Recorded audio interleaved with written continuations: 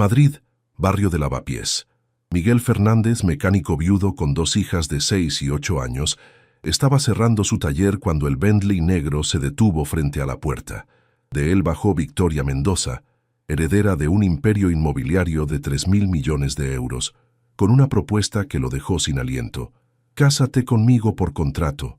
1 año, 10 millones de euros. Tus hijas tendrán todo: colegios privados, atención médica, futuro garantizado.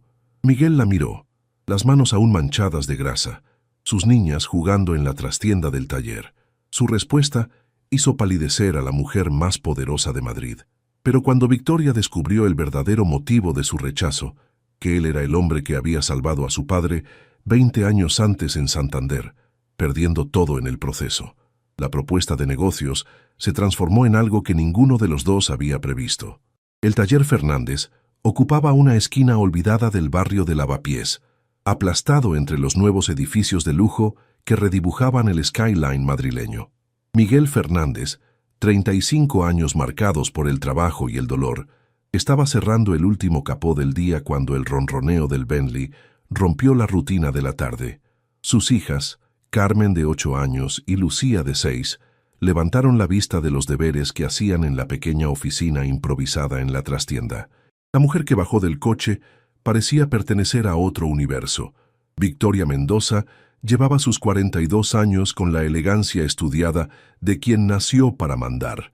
El traje azul de Pértegas costaba más de lo que Miguel ganaba en un trimestre.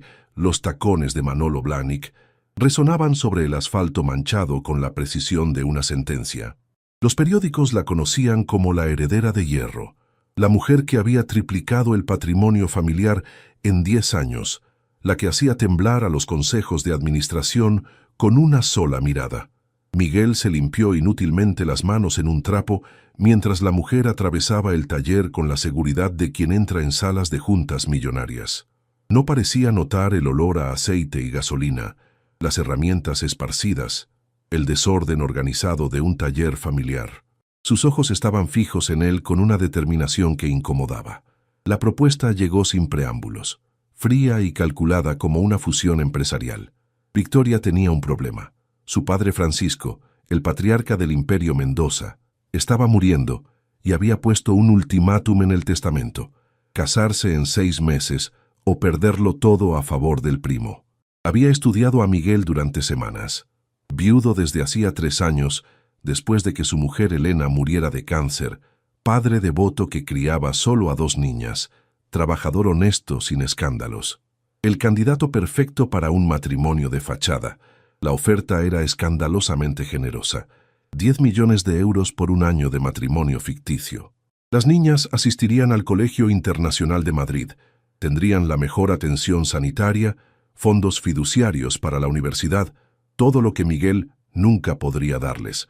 Un contrato blindado, con cláusulas precisas, 1 año de teatro y luego el divorcio de mutuo acuerdo. Cada uno por su camino, más rico que antes. Miguel escuchó en silencio mientras sus hijas espiaban curiosas desde la puerta de la oficina. Lucía apretaba la muñeca de trapo que había pertenecido a su madre. Carmen observaba a la mujer elegante con la desconfianza instintiva de los niños que han conocido la pérdida demasiado pronto. Cuando Victoria terminó su discurso, sacando del bolso de Lowe un cheque ya rellenado con una cifra mareante como anticipo, Miguel hizo algo que nadie había osado hacer a la poderosa Victoria Mendoza. Rió, no con burla o desprecio, sino con una tristeza infinita mezclada con incredulidad. Luego, con calma devastadora, tomó el cheque y lo partió en 2. Sus palabras fueron simples pero cortantes como cuchillas. Elena había muerto tras una batalla de 2 años contra el cáncer que había agotado todos los ahorros y toda la energía. Las niñas ya habían perdido a una madre verdadera. Nunca permitiría que vivieran en la mentira de una madre comprada, que aprendieran que los afectos se pueden negociar como mercancías. Pero fue lo que dijo después lo que hizo tambalear el universo de Victoria. Miguel la miró directamente a los ojos y reveló una verdad enterrada durante 20 años. Conocía a Francisco Mendoza, lo había conocido de una manera que ella nunca habría imaginado. En Santander, durante una regata empresarial, un quinceañero había visto a un hombre caer de un yate. Se había lanzado sin pensar, lo había arrastrado hasta la orilla, pero en el rescate había quedado atrapado en las hélices. La mano izquierda de Miguel, que Victoria notó solo en ese momento, se movía con rigidez antinatural, los dedos torcidos en ángulos imposibles, cicatrices que contaban de músculos y tendones reconstruidos. El color abandonó el rostro de Victoria mientras las piezas del rompecabezas se encajaban. Su padre siempre había hablado de una deuda imposible de pagar, de un chico que había desaparecido después de rechazar cualquier recompensa. Francisco había buscado a ese chico durante años sin éxito. Y ahora estaba aquí, frente a ella, rechazando de nuevo el dinero de los Mendoza. El silencio que siguió solo fue roto por el ruido del tráfico madrileño y la respiración agitada de Victoria. Fue Lucía, con la inocencia devastadora de sus 6 años, quien rompió la tensión. Se acercó a la mujer elegante y le tendió su muñeca de trapo gastada. «Estás triste como papá cuando mira las fotos de mamá. Toma, ayuda cuando se está triste». Victoria miró a la niña, luego la muñeca, luego a Miguel. Por primera vez desde que su madre había muerto 30 años antes, sintió algo romperse dentro, un muro que había construido ladrillo a ladrillo para protegerse del dolor. Una sola lágrima resbaló por su rostro perfectamente maquillado antes de que pudiera controlarse. Se fue sin añadir nada más, pero antes de subir al coche se volvió una última vez. Su voz era diferente, despojada de la armadura de control. Solo dijo que la propuesta seguía en pie, no por contrato sino para entender algo que había olvidado buscar.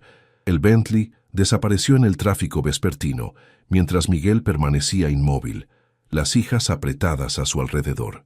No podía saber que esa misma noche, Francisco Mendoza, desde su cama de hospital, revelaría a Victoria la verdad completa. Siempre había sabido dónde estaba Miguel Fernández, lo había hecho seguir durante 20 años. Había orquestado pequeños milagros en su vida como penitencia por una deuda que no podía pagar abiertamente. El taller mismo se levantaba sobre un terreno que Francisco había comprado en secreto. El préstamo para abrirlo había sido garantizado por Fondos Mendoza. Incluso algunos encargos más lucrativos habían llegado de empresas del grupo. El destino había entrelazado sus vidas de maneras que nadie había previsto, y ahora el círculo estaba a punto de cerrarse de una forma que los cambiaría a todos para siempre. El Hospital La Paz tenía ese olor inconfundible a desinfectante, mezclado con esperanzas rotas, que Miguel conocía demasiado bien. Había vuelto a la mañana siguiente, no por elección, sino por necesidad. Carmen había tenido un violento ataque de asma durante la noche. Mientras esperaba en el pasillo de urgencias con Lucía dormida en sus brazos, vio a Victoria salir del ascensor reservado para las plantas VIP. Se detuvieron a pocos metros de distancia, dos mundos enfrentándose en el limbo aséptico del hospital. Victoria era irreconocible, vaqueros y jersey en lugar del traje, ojos hinchados y rojos, pelo recogido en una coleta desordenada. Parecía haber envejecido años en una sola noche. Cuando vio a Lucía dormida en los brazos de Miguel, algo en su mirada se suavizó, como si viera algo familiar y perdido. Francisco Mendoza estaba muriendo más rápidamente de lo previsto. Los médicos hablaban de días, quizás horas, pero no era la muerte inminente lo que había devastado a Victoria. Había sido la confesión del padre, susurrada entre una dosis de morfina y otra, la que reveló una verdad que reescribía 20 años de historia. Se sentaron en las incómodas sillas de plástico mientras el alba se filtraba por las ventanas sucias. Victoria contó con voz monótona lo que había aprendido. Francisco no había caído simplemente del yate aquella noche en Santander. Había intentado suicidarse, destruido por el fracaso inminente de la empresa, por la muerte reciente de su esposa, por el peso de ser un padre inadecuado para una hija que le recordaba demasiado a la mujer perdida. El quinceañero Miguel no solo lo había sacado del agua, sino que lo había convencido de vivir mientras esperaban el rescate, hablando de su propia hermanita enferma de leucemia, de cómo incluso en el dolor más negro siempre había una razón para continuar. La verdad más impactante había surgido después. Francisco había orquestado todo, cada evento de la vida de Miguel de los últimos 20 años. Había hecho contratar al padre de Miguel con documentos falsificados cuando el hombre perdió el trabajo. Había pagado anónimamente los tratamientos de la hermana de Miguel, aunque la niña murió de todos modos 5 años después.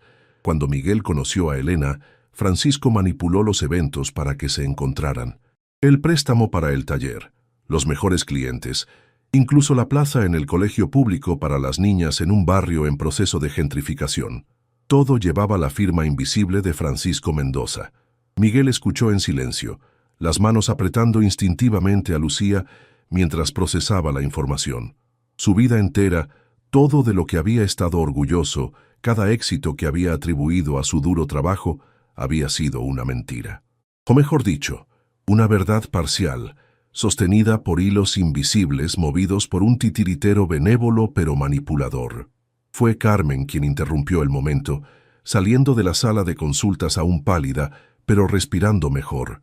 La niña notó a Victoria y, con la practicidad desarmante de los 8 años, preguntó si su papá también estaba enfermo. Victoria asintió, incapaz de hablar. Carmen le tomó la mano con naturalidad y dijo que entendía que cuando mamá estuvo enferma durante tanto tiempo, el hospital se había convertido en una segunda casa. Una enfermera los interrumpió.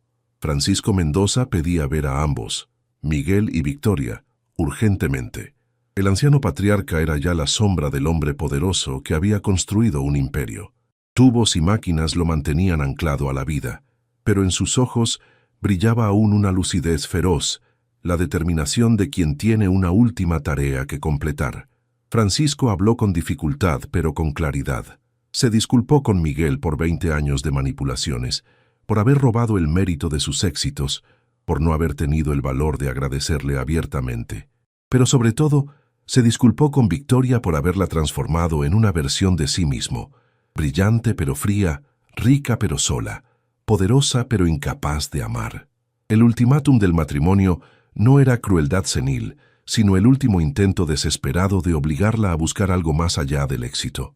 La escena que siguió podría haber sido melodramática, pero fue de una simplicidad devastadora. Miguel tomó la mano frágil de Francisco con su mano dañada y dijo simplemente que no había nada que perdonar, que cualquier padre habría hecho lo mismo para proteger y proveer a su familia. Victoria, al otro lado de la cama, lloraba en silencio mientras sostenía la otra mano del padre, reconciliándose con el hombre que había amado y odiado a partes iguales toda su vida. Francisco Mendoza murió esa noche, rodeado por una extraña familia ensamblada por el destino. Su hija, el hombre que lo había salvado, y 2 niñas que dormían en un sofá improvisado, inconscientes de estar en el centro de una historia que estaba a punto de cambiar sus vidas para siempre. El testamento, leído 3 días después en el silencio acolchado del despacho notarial, contenía sorpresas que conmocionaron a todos. Francisco había modificado todo en la última semana de vida. La mitad del imperio iba a Victoria, solo si cuidaba de la familia Fernández, no a través de un matrimonio forzado. ¿Te está gustando esta historia? Deja un like y suscríbete al canal. Ahora, continuamos con el vídeo. Sino a través de una asociación genuina. La otra mitad iba directamente a un fondo fiduciario para Carmen y Lucía, que Victoria y Miguel tendrían que administrar juntos. Pero la verdadera bomba fue la última revelación. El taller Fernández se levantaba sobre un terreno que Francisco había adquirido 20 años antes como inversión. Con el desarrollo inmobiliario del barrio de Lavapiés, ese terreno valía ahora 50 millones de euros. Siempre había estado a nombre de Miguel a través de una serie de sociedades pantalla, solo que él nunca lo había sabido. El primo Sergio Martínez impugnó inmediatamente el testamento, pero Francisco había previsto cada movimiento. Documentos, videotestimonios, pruebas de malversaciones del primo a lo largo de los años. Todo estaba preparado para blindar las últimas voluntades. Sergio se retiró amenazando venganza, pero por el momento era jaque mate. El verano madrileño envolvía la ciudad en una capa de bochorno y cemento. 2 meses después del funeral, el taller Fernández había asumido una nueva rutina. Victoria llegaba cada tarde, inicialmente con excusas relacionadas con el fondo fiduciario, luego simplemente porque no sabía estar en otro lugar. Se quitaba la chaqueta del traje, se sentaba en el suelo engrasado con Lucía para los deberes, Escuchaba los relatos de Carmen sobre el colegio. La transformación era evidente. La mujer que aterrorizaba a los consejos de administración ahora pasaba horas en el taller. Las manos que firmaban contratos millonarios ahora manchadas de ceras y ocasionalmente de aceite de motor. Había aprendido los nombres de los clientes habituales. Sabía qué días necesitaban una merienda más consistente. Recordaba las preferencias de cada niña. Una noche de julio, durante una cena improvisada encima del taller, Lucía preguntó con inocencia por qué Victoria no tenía familia. El silencio que siguió estaba cargado de verdades no dichas. Victoria contó simplemente sobre amores fallidos, diagnósticos de infertilidad, muros construidos año tras año hasta encontrarse sola en una fortaleza dorada. Fue esa noche cuando Miguel mostró las cartas de Elena, la última de las cuales decía: «No dejes que mi fantasma se convierta en tu prisión». Lloraron juntos en el taller silencioso, dos adultos rotos que encontraban consuelo en compartir. Cuando Sergio Martínez regresó en otoño con fotos comprometedoras y páginas del diario de Elena, sacadas de contexto para crear un escándalo, fue Victoria quien reaccionó. Convocó una rueda de prensa donde mostró sus manos arruinadas por el trabajo en el taller, habló de cómo una niña de 6 años le había enseñado más sobre el amor que 40 años de éxitos. La contraofensiva legal fue rápida y despiadada. Años de malversaciones de Sergio salieron a la luz, obligándolo a huir. Esa noche se besaron por primera vez, entre las herramientas y el olor a aceite. No pasión, sino ternura, la elección consciente de construir algo desde los escombros de dos vidas rotas. La primavera siguiente, el Centro de Formación Fernández Mendoza abrió sus puertas. 20 millones transformados en esperanza, talleres didácticos de vanguardia, aulas luminosas, comedor gratuito, guardería, el taller original preservado como corazón palpitante, las fotos familiares aún en la pared. Los primeros 20 estudiantes eran chicos a los que la vida había puesto a prueba. Miguel enseñaba mecánica con paciencia paternal. Victoria traducía los negocios a un lenguaje accesible. Carmen y Lucía se convirtieron en las mascotas del centro. Lucía, que adoptó a un chico sirio comunicándose por gestos hasta que aprendió español. Carmen, que organizaba grupos de estudio. Fue durante el verano cuando las niñas, con solemnidad infantil, pidieron a Victoria que se convirtiera oficialmente en su madre. «Mamá en el cielo ya tiene ángeles. Nosotras necesitamos una mamá aquí», dijo Lucía con lógica implacable. Miguel forjó un anillo de hierro con sus manos dañadas. La boda se celebró en el patio del centro, estudiantes y mecánicos mezclados con directivos, las niñas llevando los anillos. Cuando el alcalde los declaró familia, se abrazaron los 4 mientras desde el cielo Elena sonreía. 5 años después de aquel primer encuentro, el centro se había convertido en modelo nacional con 6 sedes. Carmen, de 13 años, había ganado una beca para la Universidad Politécnica. Lucía, de 11 años, pintaba murales que contaban historias de renacimiento. La sorpresa llegó cuando Victoria, de 47 años, descubrió que estaba embarazada a pesar de años de diagnósticos de infertilidad. El test positivo parecía imposible, y sin embargo, la doble línea rosa no mentía. Miguel osciló entre el terror y la alegría, pero fueron las chicas quienes transformaron todo en celebración. Al 7º mes, la ecografía reveló gemelos. Los llamaron Francisco y Elena, antes incluso de que nacieran. El parto adelantado los pilló durante la inauguración del 7º centro. Miguel condujo como un loco desde el aeropuerto al hospital, Carmen navegando, Lucía cantando para calmar a todos. Los gemelos nacieron al amanecer, Francisco con los ojos de Victoria, Elena con las manos perfectas de Miguel. La escena en el hospital era el retrato de una familia imposible. Victoria exhausta pero radiante, Miguel acunando a Francisco con reverencia, Carmen explicando principios de física a Elena recién nacida, Lucía proyectando ya lecciones de pintura. Una enfermera preguntó si todos eran hijos de Victoria. Lucía respondió: «Somos todos de todos. Así es como funcionan las familias de verdad». El centro crecía, salvaba vidas, creaba oportunidades. Pero la verdadera herencia no eran los ladrillos, eran las vidas entrelazadas de maneras imposibles. El taller museo vivía entre olor a aceite y llantos de recién nacidos, entre sueños de estudiantes y risas de niñas. Cuando preguntaban a Miguel sobre el rechazo de los 10 millones, sonreía mirando a la familia. Había ganado algo que ningún dinero podía comprar. Y Victoria, de tiburón de las finanzas a madre de 4 hijos, decía simplemente que una niña con una muñeca de trapo le había enseñado que los verdaderos negocios se hacen con el corazón. 2 años después, durante una revisión rutinaria, el médico hizo un descubrimiento extraordinario. Los gemelos, contra toda previsión médica dada la edad de Victoria y su historial, estaban perfectamente sanos, pero presentaban una característica genética rara, una inteligencia superior combinada con una empatía emocional excepcional. «Son niños especiales», dijo el médico, como si hubieran heredado lo mejor de generaciones de dolor transformado en amor. El centro, mientras tanto, se había convertido en un modelo internacional. Delegaciones de toda Europa venían a estudiar cómo un mecánico y una millonaria habían creado algo que los gobiernos no conseguían replicar. Un lugar donde los chicos perdidos encontraban no solo un oficio, sino una familia. Carmen, ahora de 15 años, ya había patentado su primer diseño de motor ecológico. Lucía, de 13 años, había ganado un premio nacional por un mural que contaba la historia del centro a través de los rostros de quienes habían sido salvados. Los gemelos, ahora de 2 años, gateaban por el taller con la naturalidad de quien ha nacido entre llaves inglesas y balances. Una tarde de otoño, mientras cenaban todos juntos en el apartamento sobre el centro, Miguel miró a su familia imposible. Victoria todavía amamantaba a Elena mientras revisaba documentos de la fundación. Carmen ayudaba a Francisco con los primeros pasos. Lucía pintaba un retrato familiar, donde un Bentley y un utilitario viajaban juntos hacia un horizonte dorado. El teléfono sonó.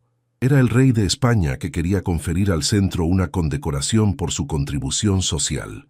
Pero mientras Victoria gestionaba la llamada con su eficiencia habitual, Miguel miró por la ventana. En el patio del centro, los estudiantes del turno de tarde trabajaban, algunos exreclusos, otros refugiados, todos con una segunda oportunidad. Se acordó de aquella tarde de 5 años antes, cuando había roto el cheque. Si hubiera aceptado, habría tenido dinero, pero no esta vida. No Carmen proyectando el futuro, no Lucía pintando esperanza, no los gemelos que representaban lo imposible hecho realidad, no Victoria, que había aprendido que el verdadero poder está en dar, no en tomar. La última foto familiar, tomada por un estudiante para el 10º aniversario del centro, los mostraba a todos en el taller original. Miguel con las manos eternamente manchadas de grasa, Victoria con un traje manchado de témpera, Carmen con un proyecto bajo el brazo, Lucía con los pinceles en la mano, los gemelos durmiendo en un rincón sobre una manta extendida entre las herramientas. Bajo la foto, Lucía había escrito con su caligrafía ya segura: «Familia Fernández Mendoza, donde el amor no se compra, sino que se construye, donde las segundas oportunidades se convierten en primeros puestos, donde una muñeca de trapo vale más que 10 millones de euros». Y mientras Madrid dormía, mientras el centro continuaba transformando vidas, mientras los fantasmas de Francisco y Elena velaban sonriendo, la familia imposible continuaba existiendo. No perfecta, no convencional, pero real de la manera en que solo las familias forjadas por el dolor y cimentadas por el amor pueden ser. El taller todavía olía a aceite y metal, pero ahora también a ceras, leche materna, sueños adolescentes y esperanzas renacidas. Era el olor de una vida verdadera, construida no sobre los millones rechazados, sino sobre los momentos aceptados, no sobre el contrato roto, sino sobre los lazos tejidos día tras día. Y cuando alguien preguntaba cuál era el secreto de su éxito, Miguel y Victoria se miraban y respondían juntos. Una niña de 6 años nos enseñó que cuando se está triste, se comparte la propia muñeca. El resto vino solo. La historia de la familia Fernández Mendoza se había convertido en leyenda en Madrid, pero la verdadera historia era aún más extraordinaria.